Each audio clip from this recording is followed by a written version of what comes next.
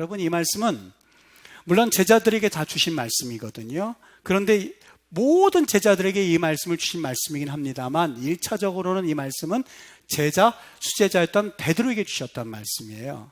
근데 여기 오늘 말씀을 가만히 한번 보십시오. 이 말씀이 시작될 때에 무슨 접속사가 맨 앞에 있냐면 이에라고 하는 접속사가 있습니다.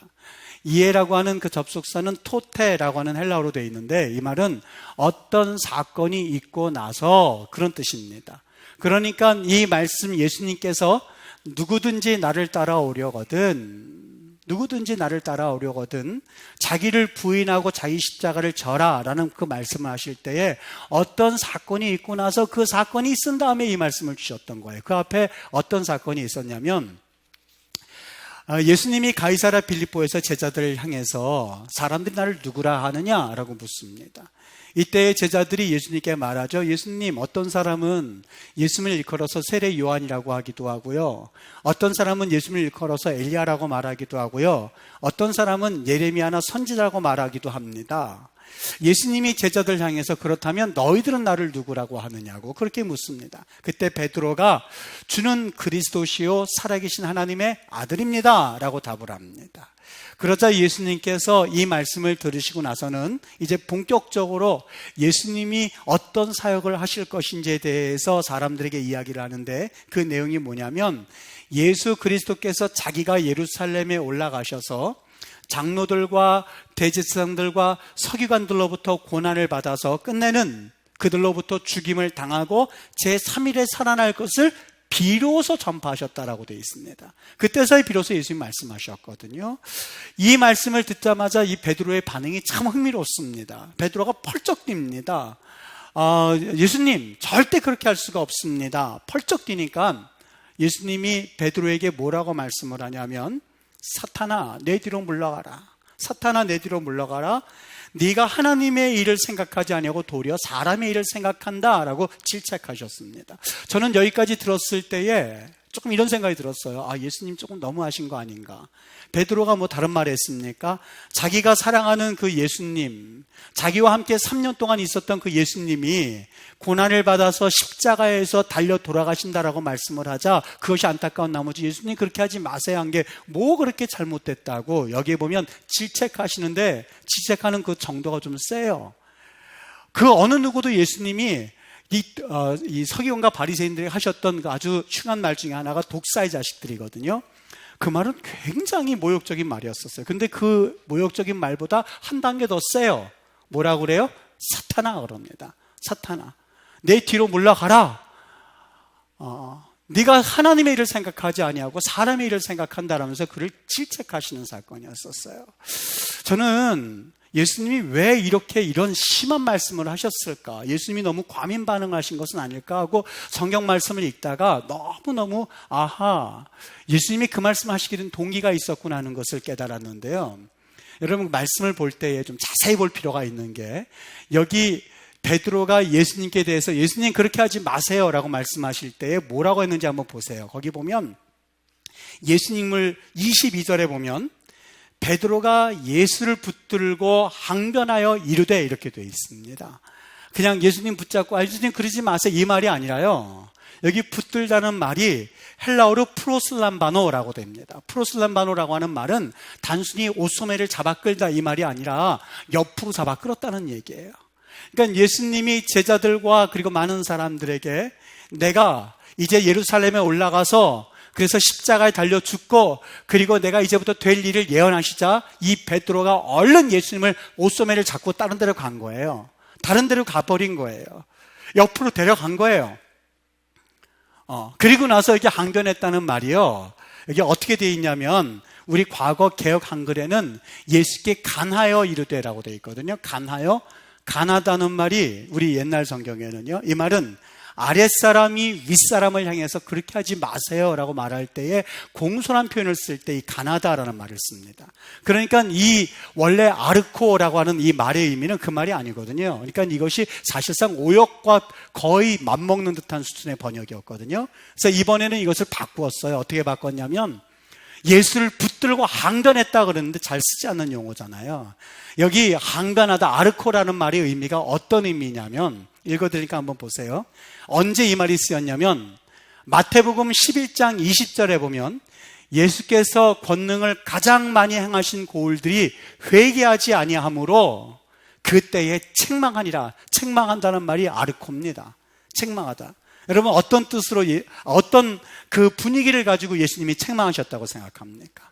또 마가복음 10장 4절에 보면 10 제자가 야고보와 요한에 대하여서 화를 내었다 했을 때 아르코란 말을 씁니다. 여러분 야고보와 요한에게 왜 화를 냈는지 기억하시지요? 주의 나라가 임하실 때 나를 우편에 앉게 해주세요.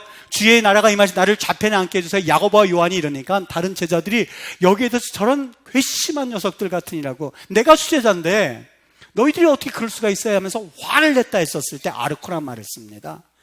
그러니까 예수님께 대하여서 붙들고 항변하단 말이 아르코거든요.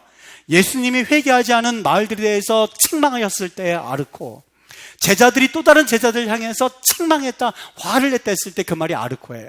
그러니까 항변했단 말이 무슨 뜻이겠어요? 단순히 예수님 그러지 마소서가 아니에요. 사람이 다른 사람의, 그러니까 나와 상관이 없는 다른 사람의 일이라면 차분하게 대응하는 법이거든요. 그런데 그것이 직접적인 나와 이해관계가 달려있다고 생각할 때는 사실 나 중심적으로 사고가 전환되어서 여기에는 아주 첨예하게 대립하기 마련이에요. 그렇잖아요. 다른 사람이 어떤 손해를 봤어 그러면 아이 그래 그러지만 내가 그 일에 대해서 손해를 보면 못 참는 그러한 우리 사람들의 습성을 볼 수 있지 않습니까? 바로 그 격이에요. 오늘 베드로는 예수님께 투자한 게 많았어요. 예수님께서 나를 따라오르라 라고 말했을 때에, 말씀하셨을 때 그는 집도 배도 버려두고 자기의 직업도 버리고 예수님을 쫓았어요. 거기 수많은 제자들이 다 그렇게 쫓아왔어요. 그래서 예수님이 이제 잘 나가고 계시다가 갑자기 예수님이 선포하시기를 내가 이제는 예루살렘에 올라가서 고난을 당하다 죽을 거야 라고 말씀하셨더니 그 옆에 잡아 끈 거예요. 예수님 지금 무슨 말씀하시냐고. 지금 예수님 그렇게 하시면 어떡하냐고. 내가 지금 집도 버려두고 배도 버려두고 직업도 버리고 왔는데 이제 예수님 혼자서 그렇게 하신다고 그러면 이게 무슨 얘기냐고 라는 항변성의 어조가 바로 아르코의 의미였었거든요. 왜 그런 말을 했다고 생각하세요? 예수님의 관심은 오직 하나님의 나라였었어요. 예수님의 관심은 오직 저 천국 하나님의 나라가 이 땅에 이루어지다 하는 것이 예수님의 관심이었었어요. 그러나 제자는 그렇지 않았어요. 그들의 관심은 예수님과 달랐어요. 예수님이 하신 말씀이 맞아요. 네가 하나님의 일을 생각하지 아니하고 사람의 일이란 뭐겠어요? 예수님이 지금은 이렇게 사람들과 함께 수만 명을 거느리고 있지만 때가 되면 이 사람들을 사용하여서 저 로마로부터 이스라엘을 회복하실 거야. 저 로마로부터 이스라엘을 회복하시고 나는 우편에 앉게 해주시고 쟤는 좌편에 앉게 해주시고 그리고 얘네들은 어떻게 하실 거야 라고 하는 머리에 꽉 차 있었던 거예요.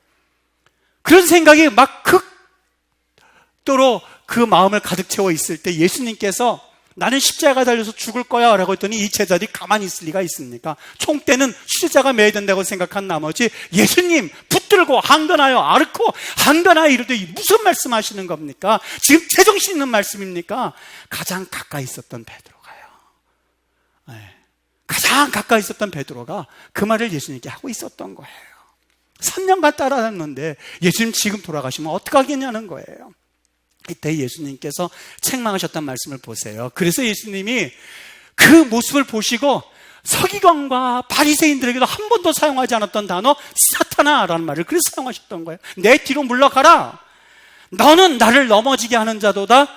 하나님의 일을 생각하지 아니고 사람의 일을 생각한다 라고 말씀하신 이후에 그 다음에 주셨던 말씀이 뭐예요? 이런 사건이 있고 나서 그 말씀에 이어서 예수님이 누구든지 할 것 없이 나를 따라오려거든 자기를 부인하고 자기의 십자가를 지고 나를 따르라라고 하셨던 말씀이었거든요. 여기까지 이제 쳐다보니까 이게 자기를 부인하다라는 그 말씀이 좀 윤곽이 잡히기 시작했어요. 자기를 부인한다 이 말씀이 아무리 들어도 마치 구름 잡는 것처럼 이게 잘 들어오지가 않았는데 오늘 상황이 그랬던 거예요. 그러니까 예수님이 자기를 부인하라는 말이 무슨 말인지 이제 상황이 잡혔는데 첫 번째는요, 더 이상 자기를 사랑하지 말라는 말이에요. 여러분 한번 답해 보세요. 사람 누구나 할 것 없이 자기가 좋아하는 사람이 있는데 여러분들이 가장 좋아하는 사람이 누구라고 생각합니까? 가장 좋아하는 사람.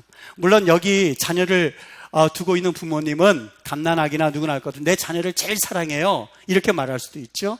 그리고 또 결혼 안 한 우리 이 청년들 같은 경우는 자기 애인을 떠올리면서 나는 누구를 너무너무 좋아, 제일 사랑해요 라고 말하죠. 실험을 했어요. 어떤 실험이냐면 20명의 그 김혜린이라고 하는 그런 자매를 앞세워서 실험을 했는데요. 이 김혜린이라는 자매가 그 한 방에 놔두고 20개의 사진을, 남자 사진을 갖다 놓은 거예요. 20개의 남자 사진. 그리고선 뭐라고 이 퀘스천을 던졌냐면, 김혜린 씨, 당신이 가장 좋아하는 이상형의 남자를 고르시라고 해서 골랐어요. 근데 여기엔 좀 트릭이 담겨져 있는데 19개는 실존 인물들이에요. 남자들이에요. 근데 한 가지 그 사진은 어떤 사진이냐면, 일반적인 존재하는 인물이 아니라 김혜린 씨를 이게 포토샵으로 하고 이렇게 잘 이 모델링 해가지고요. 그래서 남자로 바꿔놓은 거예요. 누굴 택했는지 아십니까? 바로 그 사진을 택하더라는 거예요. 그 사진을 택하더라는 거예요. 이 실험을 반복했어요. 이번엔 바꿔서 성이 다른 남자를 집어넣고 19명의 여성을 집어넣고, 그리고 한 명은 이 남자를 다시 만들어가지고 리모델링 해가지고, 그래서 이 리모델링이라는 표현이 맞는지는 모르겠는데 그렇게 해가지고 이 사진을 집어넣은 거예요. 네가 가장 좋아하는 이상형의 여자를 고르라고. 누구를 골랐는지 아십니까? 그 사진을 고르더라는 거예요. 너무 놀랍죠. 뭘 말씀하고 있냐면요, 여러분, 우리는 우리가 생각하는 그 이상으로 사실 우리에게 익숙해져 있고, 내가 생활하던 그 습관과 내가 나의 환경에 익숙해져 있어서 우리는 본능적으로 우리를 사랑하게끔 되어 있습니다. 본능적으로 우리를 사랑하게끔 되어 있어요. 본능적으로 나를 보호하게끔 되어 있고, 본능적으로 내 생각을 따라가게끔 되어 있고, 본능적으로 내가 맞아, 세상이 틀렸어라고 생각하는 그러한 자아 중심적인 사고를 우리를 가지고 있다는 거예요. 여러분, 베드로를 보십시오. 몸은 주님을 따르는 듯 했어요. 베드로의 입장 충분하죠?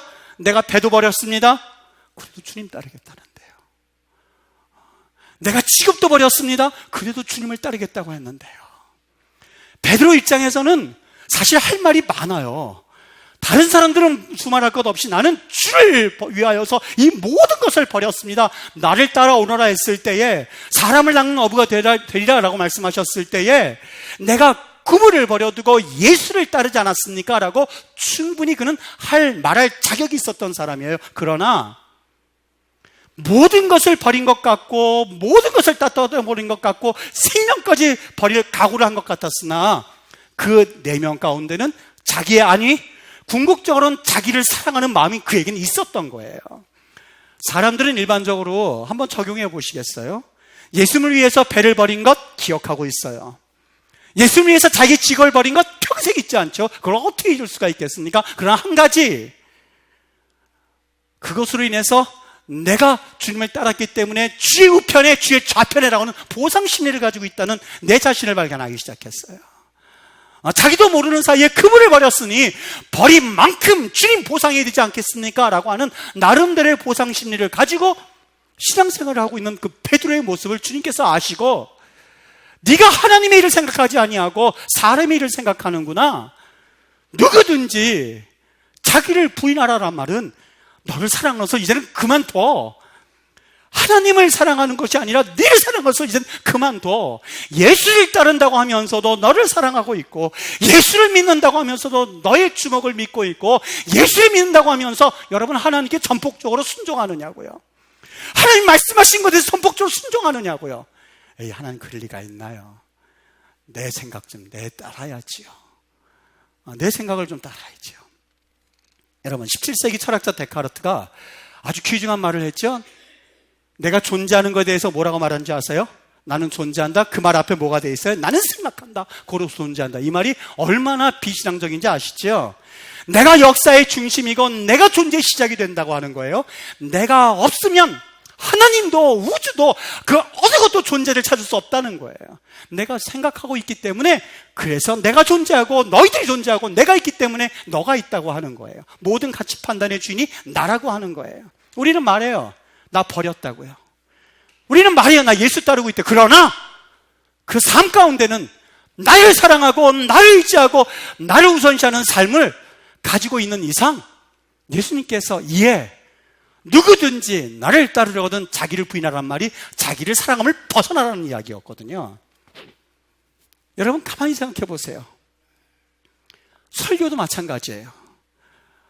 설교가 은혜롭다 했을 때 그 쥐게 들어야만 합니다. 쥐게 들어야만 합니다. 설교가 은혜롭다라고 했었을 때에 물론 우리가 그러신 분들이 없으리라고 저는 믿습니다만 많은 분들이 설교 은혜롭다라고 했었을 때 그 말은 정말 그 말씀이 성경적이냐 그 말씀이 하나님의 음성이냐 하는 것보다도 아유 내가 하고 싶은 말을 그냥 목사님이 시원스럽게 해주셨네 했을 때에 오늘 은혜 받았다고 그러거든요. 네. 내 생각과 아주 동일한 생각을 목사님이 정확하게 성경에 비춰서 말하는 것을 했을 때에 야참 은혜가 있다고 그래 얘기해요. 아무리 그 말씀이 성경적이든 아무리 그 말씀이 성경에서 말하는 상관이 없이 저거는 나와 동일하지 않아, 난 저렇게 생각하지 않아 그러면 그때 비판하기 시작하는 거예요. 그게 무슨 설교라고 하는 거야. 왜요? 나와 다르다는 거예요. 내 생각과 다르다는 거예요. 내가 중심이라는 거예요. 여러분은 안 그러시겠죠? 여러분 정말 믿으십니까? 하나님의 말씀은 살아있고 활력이 있어서 좌우의 날선 어떤 검보다도 예리해서 혼과 영과 관절과 골수를 찔러서 쪼개기까지 하는 하나님의 음성인데 우리 이 말씀을 그렇게 받아들이지 않아요. 절대 하나님 말씀 내 혼과 영과 골수를 쪼갰다고 믿질 않아요. 아유 저것도 설교라고, 아유 저것도 나와 동의되지 않는 저 말씀 무슨 성경 말씀이라고. 왜요? 내가 동의하지 않기 때문에. 하나님과 같이 되어서 선악과를 따먹었던 아담과 하와가 하나님같이 되어서 세상을 판단하고 있던 그 죄성을 그대로 가지고 있기에 하나님의 말씀이 선포되어지고 하나님의 음성이 들려짐에도 불구하고 나는 그것을 판단하고 있는 거예요. 나 자신을 사랑하라는, 내가 중심이 되어서 하는 것을 예수님께서 버려라 그리하면 그때서 비로소 십자가 보이기 시작한다는 거예요. 사도 바울은 이것이 무슨 얘기인지 알았어요. 사도 바울은 이것을 경험했어요. 갈라디아서 2장 20절에 그는 고백하기 시작합니다. 내가 이제부터 내가 중심적인 사고에서 벗어나서 그리스도와 함께 십자가에 못 박혔나니 나는 이제는 내가 사는 것이 아니요 오직 내 안에 그리스도께서 사는 것이라. 이제 내가 육체 가운데 사는 것은 나를 사랑하셔서 나를 위하여서 자기 자신을 버리신 하나님의 아들을 믿는 그 믿음을 가지고 내가 살겠습니다 하는 것이 바로 예수 그리스도를 고백하는 사도 바울의 모습이었거든요. 두 번째는요, 첫 번째는 자기 자신을 사랑하면서 벗어나십시오 하는 것이 자기를 부인하라는 말의 의미고, 두 번째는 자신이 가지고 있는 모든 틀을 깨버리라는 이야기입니다. 내가 가지고 있는 과거의 모든 예술관의 틀을 깨어버리라. 저는 이것을 어떻게 설명할까 하다가 이렇게 한번 설명하면 조금 이해가 될 것 같았어요. 여러분 예수님 믿는 것, 자기를 부인한다라고 하는 건 결혼한 것과 똑같습니다. 결혼 생활하는 것과 똑같습니다. 무슨 얘기냐면 여러분 결혼할 때, 결혼하기 전의 삶과 결혼한 이후의 삶이 같아요, 틀려요? 같다고 말씀하시면 여러분 조금 이상한 거예요. 틀려요. 어떻게 틀려요? 한번 예를 들어 볼게요. 엄마들 이 돈이 한정되어 있는 그러한 그 봉급생활과 돈이 한정되어 있거든요. 과거에는 내가 옷을 살 때 어떻게 해요? 내 옷 사면 되죠. 내 옷 사면 되죠. 그냥 사 입고 그리고 먹고 그러면 되죠. 그런데 결혼하고 나서도 한정된 돈이, 물론 돈이 막 무한정으로 있을 때는 그런 고민할 필요는 없겠습니다만 한정되어 있는 엄마라면 옷을 사기 전에 가장 먼저 생각하는 게 뭐예요? 내 남편 와이셔츠가 다 떨어졌는데 내 아이들 지금 옷이 지금 저기 다 자라가지고 없는데 그것을 먼저 생각하는 건 엄마의 마음이에요. 과거 남자들 이거 들고 다니는 거 굉장히 싫어하잖아요. 들고 다니기 싫어하죠? 그죠? 뭐 손에 드는 거 굉장히 싫어하잖아요. 누가 그 아예 그냥 다 털털털 하고 다니기를 좋아하잖아요. 결혼하고 나면 풍선 달고 이러고 다녀야 돼요. 풍선 달고 다녀야 돼요. 이거 창피한, 과거에 청년 때 이러면 누가 하겠습니까? 근데 결혼하고 나서는 해야 돼요. 왜요? 나 혼자 사는 삶이 아니에요. 이제는 그 가족에게 믿음과 신앙과 그리고 함께함이라고 하는 그런 인식을 심어주고 그 자녀들에 대한 신앙도 책임질 수 있는 나름대로의 이제는 책임 있는 자로서의 삶을 살아가야 되는 거예요. 이게 바로 내 고정관념의 틀을 깨는 가장 첫 번째 순서입니다. 나를 자신을 부인하고 십자가를 좇으라는 말은 과거의 네트리젠 깨어버리라는 이야기예요. 예수 믿기 전에 살았던 삶이 있었을 거예요. 예수 믿기 전에 생각하던 사고의 습관이 있었을 거예요. 그러나 이제는 그것을 더 이상 가지고 예수님을 좇을 수는 없어요. 버려야 돼요. 채를 마음대로 돌리지 못하는 것처럼 여러분 삶을 마음대로 살 수 없어요. 돈 쓸 때 예수 믿기 전에 쓰던 그 습관, 사치, 그리고 아무런 생각 없이 사는 것 아니에요. 그렇지 않아요. 먼저 하나님 앞에 월급 받으면 11조 분간에 내고, 그리고 이 11조 때 난 다음에 이번엔 감사, 그리고 건축, 그리고 장학 다 뛰어나고 나서 그 다음에 남으면 그걸 가지고 요리를 하는 거예요. 왜요? 과거에는 예수를 못 낳거든요. 그래서 나 혼자 쓰면 됐거든요. 예수를 알고 난 다음부터는 교회가 있고 하나님의 나라가 있고 예수 그리스도를 믿는 헌신자의 삶이 있기 때문에 그런 삶을 하나하나 생각해 볼 수 있는 것이 결혼한 자의 삶이에요. 결혼했다고 하면서 내가 벌었으니까 나 혼자 쓰고 그게 아빠예요? 아저씨죠? 아무런 상관이 없는 그 아저씨나 상관이 없죠. 그렇기 때문에 여러분, 웨슬리는 그런 말을 했어요. 주머니가 회개하지 않은 자는 온전히 회개한 자가 아니라고요. 여러분, 그 다음에 예수님께서 하신 말씀이 자기 부인, 그 다음에 자기 십자가를 지고 쫓으라고 말씀했고, 두 말이 아니라 한 말이기 때문에 그래요. 자기를 부인하는 것이 곧 자기 십자가를 질 수 있다는 거예요. 동전의 양면과 같아서 자기를 부인하지 않으면 십자가를 따르는 삶을 할 수 없습니다. 자기를 사랑하는 것을 이제는 버리십시오. 이젠 제발 버리십시오. 나를 위해서 치장하고, 나를 위해서 쓰고, 나를 위해서 즐기고, 나를 위해서 먼저 하고, 그 다음에 남는 것이 있다면 교회와 주님을 위해서라면 그것은 더 이상 믿음이 아니라 하나의 취미생활에 불과하거든요. 좀 바뀌어야만 합니다. 우리는 직분 가지고 하늘 나라 갈 수 있다고 생각하면 천만에요. 그렇지 않습니다. 직분이 아니라 교회를 얼마나 오래 다녔느냐, 내가 직분이 뭐가 달려있는 것이 아니라 과연 누구든지 만일 주를 쫓기를 원하거든 자기를 부인하고 그리고 십자가를 지고 그리고 하나님을 따르라는 말씀의 핵심이 바로 이 말씀이었었어요. 여러분, 자기를 부인해야 거기엔 십자가 보이기 시작하고 그래야 주를 쫓을 수 있어요. 자기를 부인하는 것이 주를 쫓는 것이고 이것이 곧 믿음이에요. 믿음이 우리를 구원하게끔 돼 있지 믿음 이외의 것이 우리를 구원하는 게 아니에요. 어떤 사람들은 생각해요. 교회 다니고 그리고 내가 말씀 읽고, 물론 그거는 귀한 거예요. 그것까지 지금 다 룩다운 시키는 게 아니에요. 그러나 그건 하나의 시동 거는 거하고 똑같아요. 시동 거는 거하고 똑같아요. 자동차를 이제 타게 되면 시동을 부릉부릉 걸어서 이제 가야 되는 것처럼 교회 나오고 직분 맡고 이제 내가 하나님 말씀이 있는 것은 시동 거는 것과 마찬가지예요. 시동을 걸고 나서 본격적으로 믿음의 삶을 살아내야만 해요.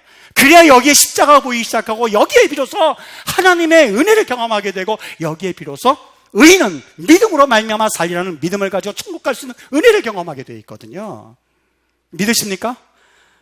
결혼 생활하면서 처음에 우리가 만났었던 그 감정, 그걸 회복하려고 할 것이 아니라, 물론 그것도 회복되면 좋겠지만 수십 년이 지난 이상 여러분 결혼 생활할 때에 첫 번째만큼 설렘 가정은 없지만 시간 가면 갈수록 어때요? 정이 쌓여지게 되고, 상대방이 아프면 내가 아픈 것 같고, 상대방이 병들면 내가 마음 아프고 하는 것처럼 예수 믿는 사람도 마찬가지예요.